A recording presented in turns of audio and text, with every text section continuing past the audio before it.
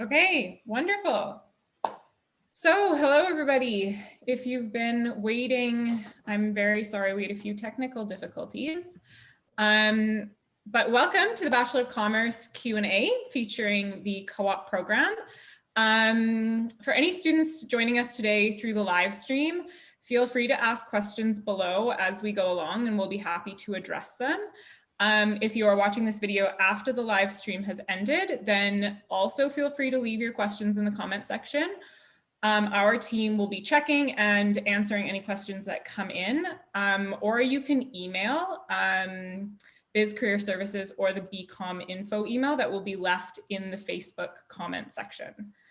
Okay, so joining us here today, we have James LaFleur, who is the Career Services Employer Engagement Coordinator, and Devan West, who is the Cooperative Education Coordinator. Hello. Hello. How are you doing, Amanda? Thanks for having us.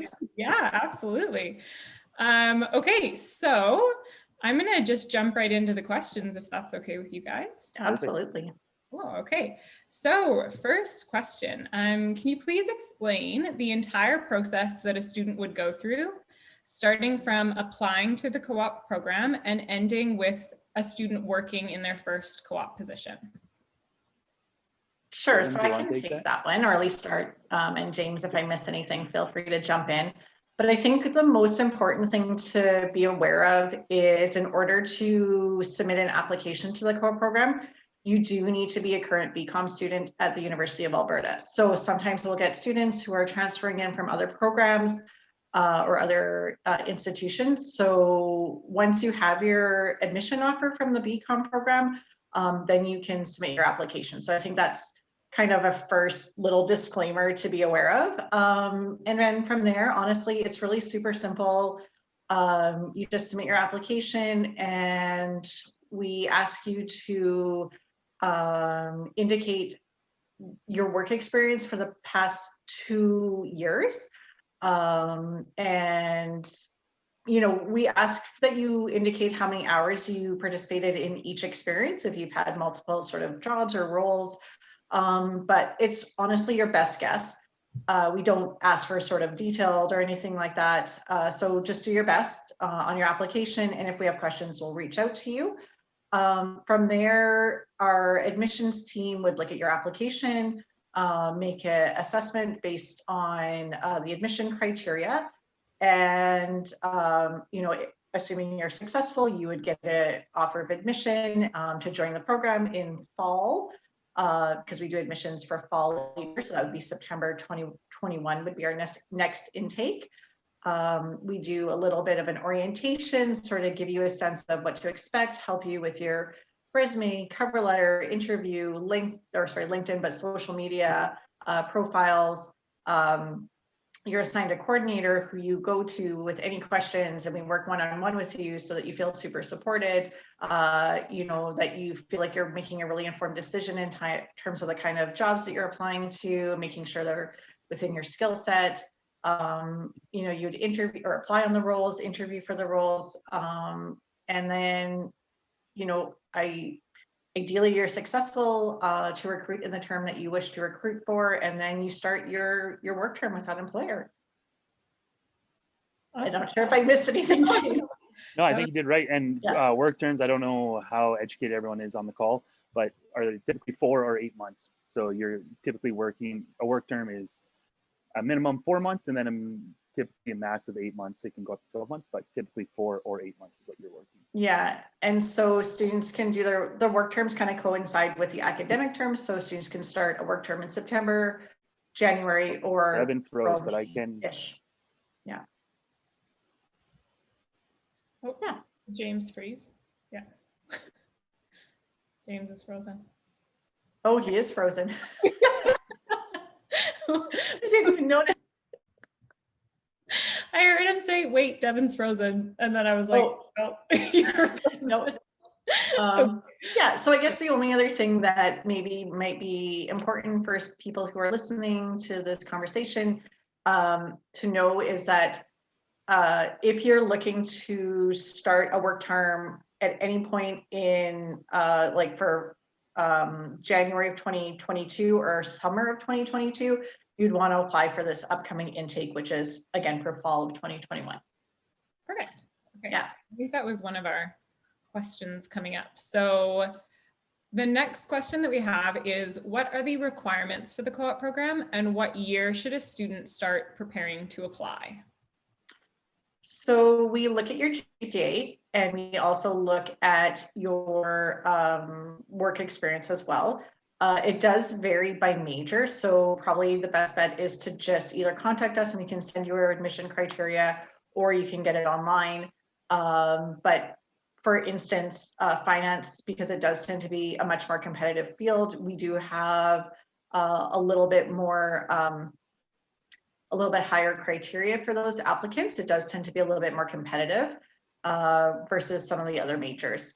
And I know there was a second part to that question. I'm sorry, I forgot what it was. I forgot to, so no worries. Oh, in what year should a student start applying? So what I would say is if you apply for your cohort year, like if you're first year transfer student, you know, you can apply as soon as you get your admission as a cohort student, and then your first work term would be summer of whatever year that would be. So for instance, for students that are applying for fall 2021, if you're a cohort student, your first work term would likely be summer of 2022. I find that it gives the students the most flexibility in terms of sequencing their work terms and course selection and whatnot. That being said, we do take applicants who are up to their third year, so up to 75 units of course weight. It does sort of make it a little bit more tricky for sequencing, but you know, it's something that we deal with all the time. It's not a huge big deal. And Devan, sorry, I'm having tech issues as well. The work experience for applications, does it have to be business related?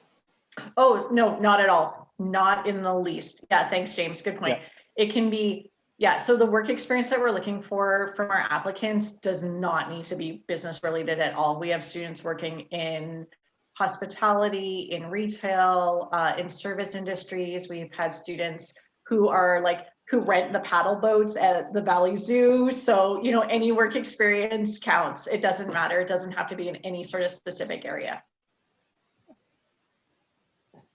Okay. So our third question is the co-op program a paid opportunity? And if so, what is the average salary a student would make during a co-op term? James, do you want to Yeah, tackle sure. that? Yeah, so yeah, it's definitely paid. So one of the requirements so my job, I'm talking to employers and trying to get jobs for our co-op students. And one of the main requirements is that it has to be a paid position. We don't put stipulations on the pay. It has to be more than minimum wage, obviously. But regardless, we see the average wage being anywhere from $18 to $22 an hour. I'm seeing wages creeping higher than that as well. So I think that's maybe a little out to date, and I think it's becoming more in the low 20s. But we definitely have students making more than that.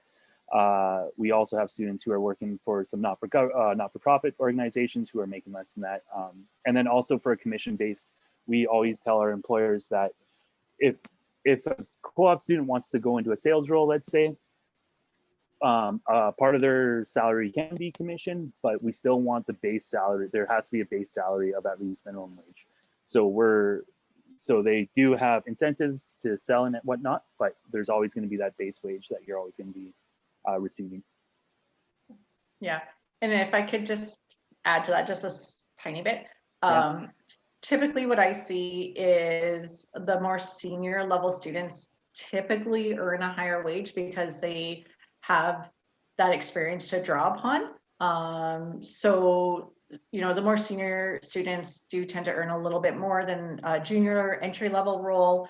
And I find that, you know, banking positions and oil and gas or energy sector positions do tend to pay higher than, like James mentioned, the not-for-profit type of roles. Which is pretty realistic. Pretty realistic. Yeah, it's very in line with what you might expect from, you know, the general like labor market stats for employment and wages. Okay, so what kind of jobs are available through the co-op program? And does entering the co-op program guarantee a student a job after they graduate? So maybe I'll take this. So what types of jobs? Every type of job you see. You see accounting, sales, marketing, HR. There's finance. We have students doing high finance, like the investment banking, commercial banking, all levels of accounting, accounts payable, marketing. There's right now I'm seeing a lot of trends for digital marketing, so there's a lot of that. But I mean, we have, and I think this might be your next question, but we have 2,000 employers, and they all have multiple jobs. So like, the variety is there, and you're gonna at least be able to apply on a job that really fits whatever niche you're looking for. And guaranteeing a job. So no, we can't guarantee anything, obviously. But I did look up some stats, and our co-op grads. So after graduation, after they're done university, our co-op grads this year had about an 89% employment rate versus the 76% employment rate for non-co-op grads. So in my opinion, significantly more. The salaries are roughly the same. So you're probably in that mid to low 50s is a salary post grad. And there was something else. Oh, and then 77% of our co-op students received a permanent offer from one of their co-op placements. So about 3/4 of our students get an offer from one of their co-op employers post grad. So not a guarantee, but it definitely helps.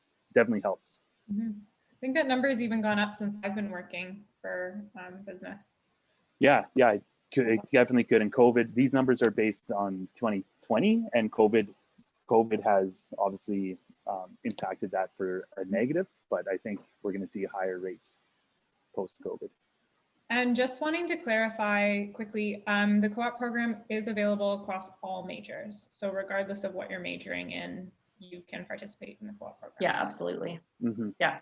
Because I know that's a question as a recruiter that I get quite a bit. Okay, yeah, and James, you had touched on this already. Who are some of our co-op employer partners, and are there opportunities to work outside of the Edmonton area? Yeah, so like I say, we have 2,000 plus employers that we deal with. So any of the big four or any accounting firm we're dealing with, any of the big banks in Canada we're dealing with, all the energy companies we're dealing with, not-for-profits, all levels of government from municipal to federal and provincial, and various provincial governments as well. So, I mean, there's such a wide variety. Tech companies, again, so many different companies that we deal with, and any and all industries is recruiting our co-op students.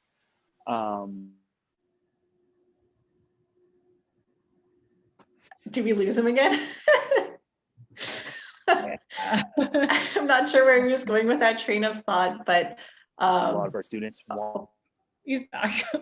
Sort of. Oh, poor James is getting frozen in the. I don't know what's going on. I'm sorry, everyone. That's okay. I don't know where I left off or where I got cut off. Edmonton? Just at the start of the Edmonton. Yeah.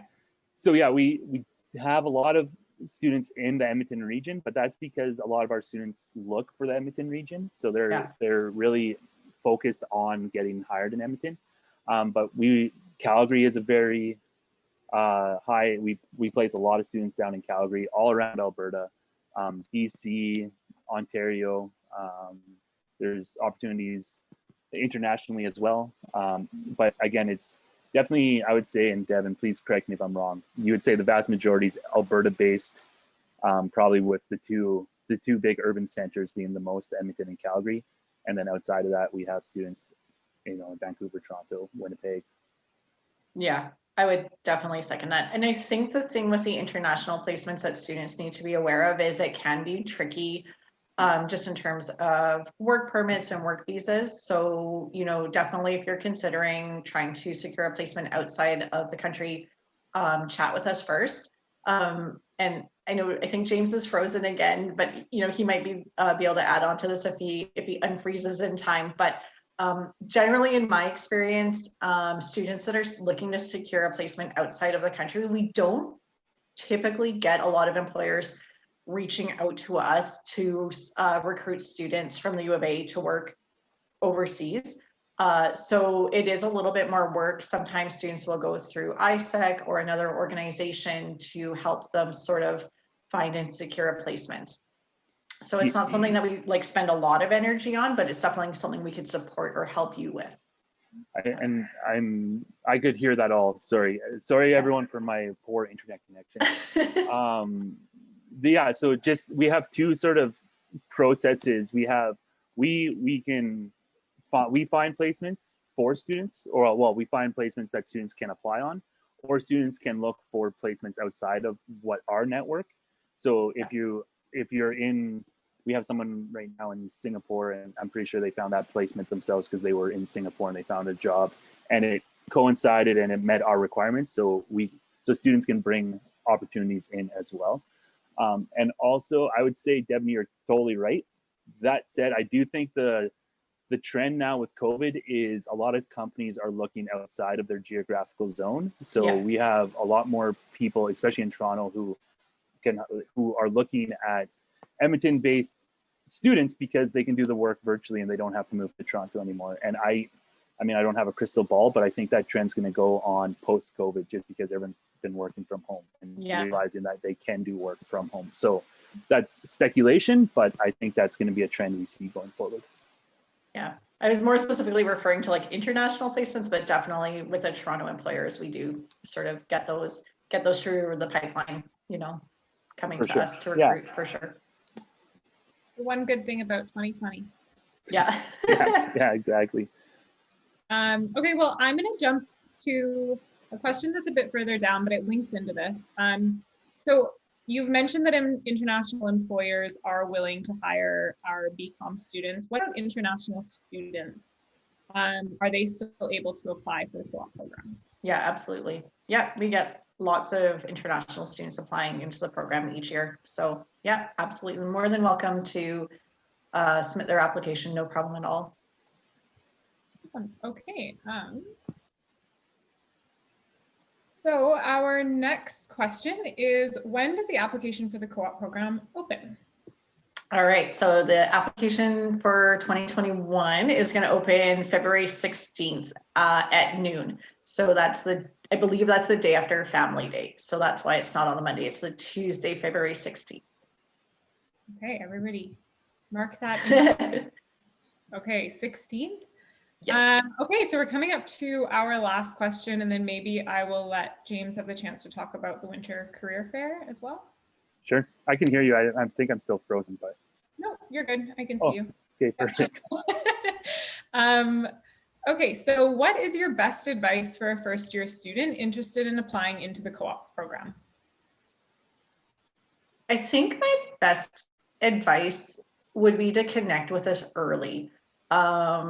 Because I think that you only have so much time, and time is such a precious and limited resource. You need to sort of act early and connect with us.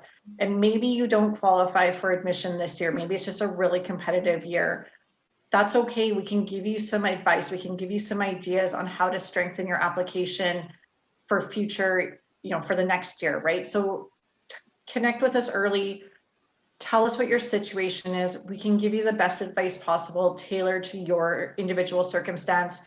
Give you some sort of ideas based on what you've done before on how you can strengthen your eligibility for not just the co-op program, but employment in general, right? Like, yeah, the co-op program's great, and I obviously wholeheartedly believe in it, and I think it's an amazing program for students. But thinking bigger picture, in terms of longer term goal setting, how can we help support you through your time in the BCom program, through co-op placements, through work experience, to help get you sort of either help solidify your career path, clarify your career path, give you options or ideas on opportunities to consider or ways to engage and connect. I just would add that the co-op team that I've been working here for 3 years now, and the co-op team is there to help students succeed. So they're very much on your side, and they're there to help you succeed at whatever aspect that may look like. Correct. Okay, well, that brings us to the end of our Q&A. So James, do you want to talk about your career? Yeah. Quickly before we go? Sure. So we have a winter career fair going to be virtual on January 18th. It is through our Get Hired platform. I don't know if anyone went into any of the events in the fall, it's going to be the same sort of idea. And we will be creating something on Career Connect on the calendar on January 18th, and just being able to direct you to the right site. You'll have to create a profile, sort of like LinkedIn, and then you'll be able to talk to. Currently, we have about 20 companies signed up. I think we're going to get a few more, and it's going to be for all types of jobs. So co-op jobs, but also regular summer jobs, permanent jobs, part-time jobs, volunteer experiences. So they're going to be recruiting the gambit. So if you want, that's all online, obviously. Yeah, it's going to be all online, virtually. So you'll be talking one-on-one with recruiters, essentially, in a very casual format. Nothing to stress over. Very cool. So this is for students who are currently part of the co-op program, or all students. So all BCom and MBA students, but BCom students.